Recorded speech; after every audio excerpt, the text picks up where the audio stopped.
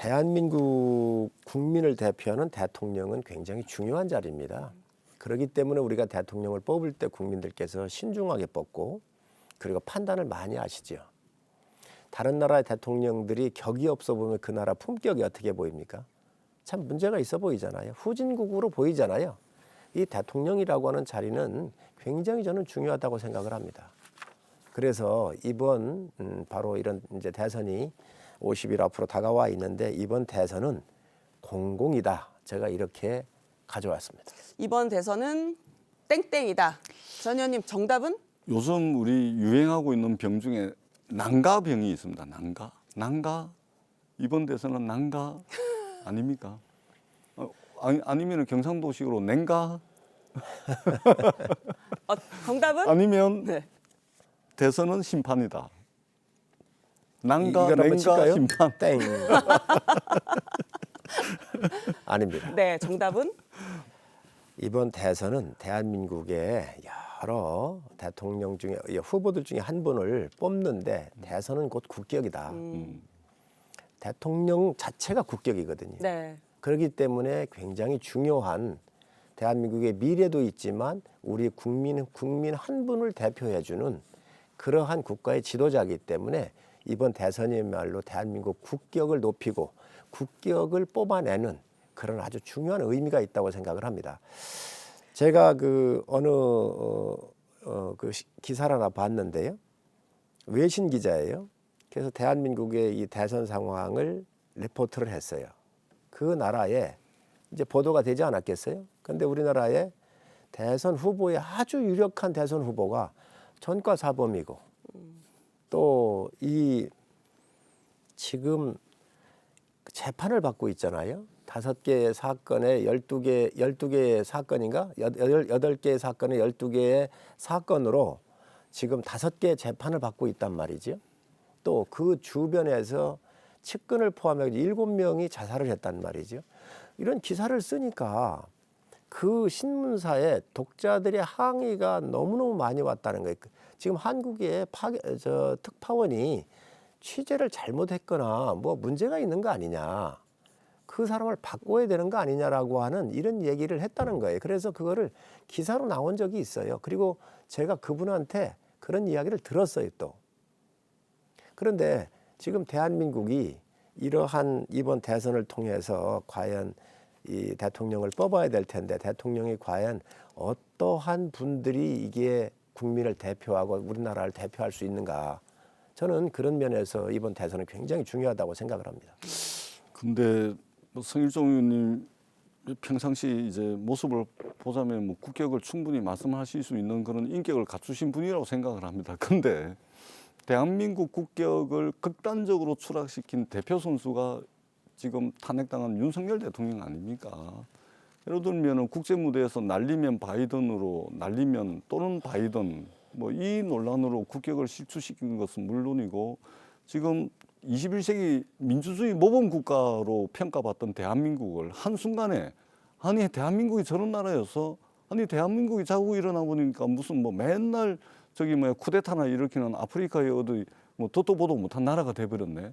이렇게 지금 외신이 보도하고 있고 이렇게 국민들의 마음에 상처를 입힌 장본인이 누굽니까?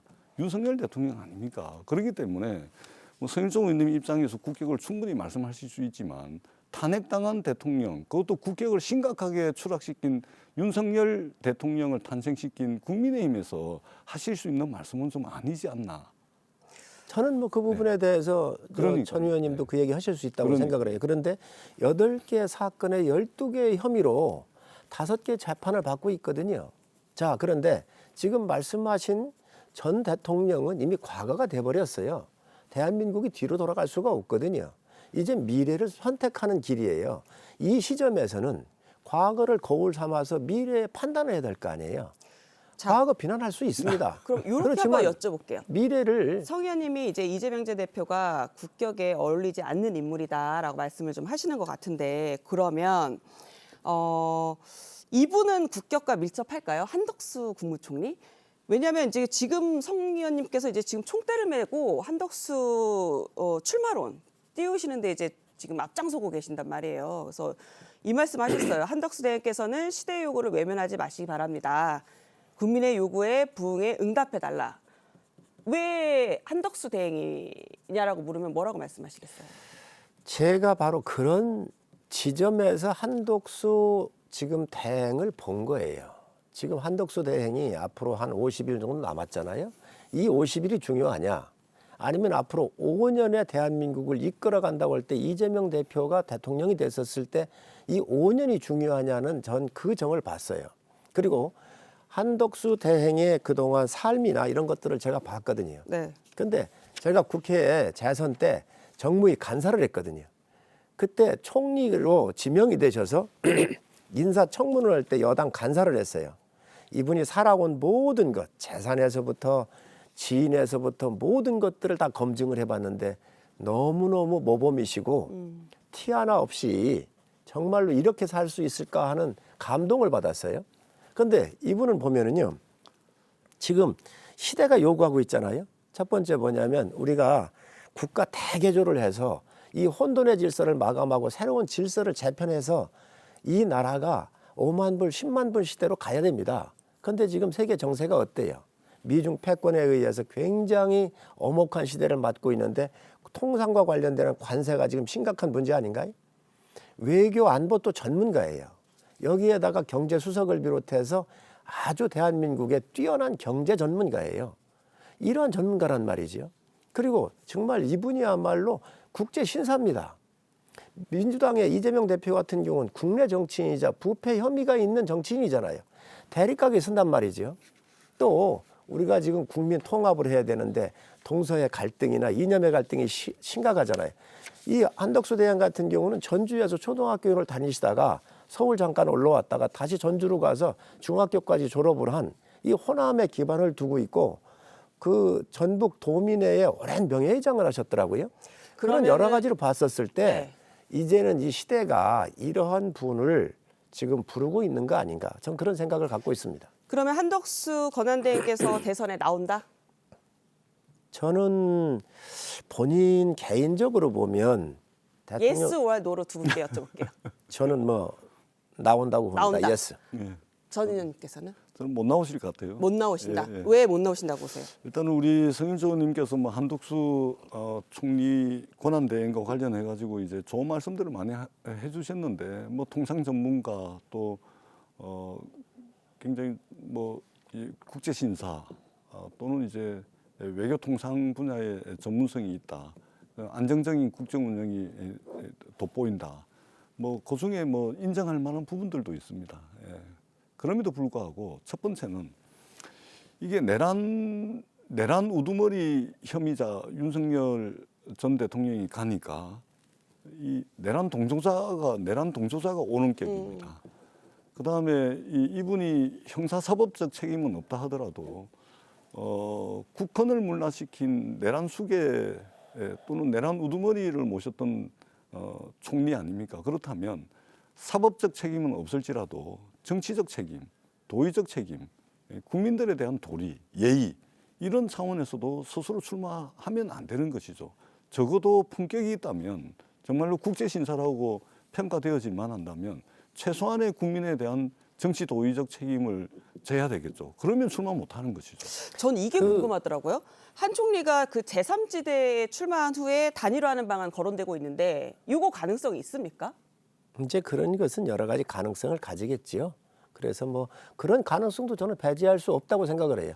저는 오늘과 내일까지 저희 당에 이제 등록하는 날이니까 내일까지 남아 있습니다. 들어오십사라고 말씀을 드렸는데 그 선택지는 본인이 하는 것이죠. 우리 전 의원님께서 말씀을 하셨는데 내란 동조자라고 하는 것은 국민들이 다 알고 있습니다. 국무회의 할 때 아주 반대를 심하게 하셨었고요. 절대로 안 된다고 얘기를 하셨고 국회에 나와서 12월 11일 날 대정부 질문할 때도 국무회의가 심각한 흠결이 있었다라고 정확하게 국민들한테 말씀을 하셨어요. 지금 한덕수 권한대행이 지금 우리 전 의원님을 비롯한 민주당에서 굉장히 거북한 거예요. 응? 두려운 거지요. 네. 왜? 너무 대칭을 가지니까.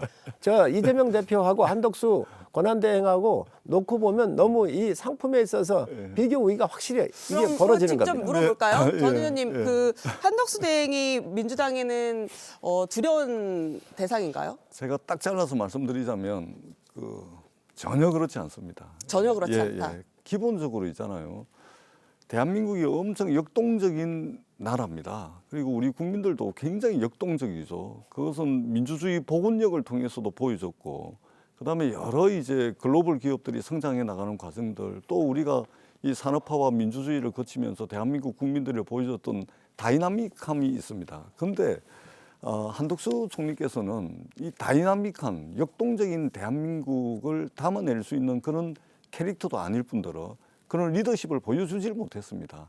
윤석열 정부 3년 가까이 한덕수 총리 어디 있었습니까? 3년 내내 존재감 없이 그래 계시다가 계엄에 반대는 했다 손치더라도 그럼에도 불구하고 계엄은 진행이 됐습니다. 못 막은 거 아닙니까? 그렇다면 제가 앞서 나가지 않고 현실적으로 형사적 책임은 이야기하지 않겠습니다. 그럼 적어도 국민들에 대해서 정치 도의적 책임은 져야 되는 거 아닙니까? 그것은 네. 그런 측면에서 볼 때 출마는 불가한 것이죠.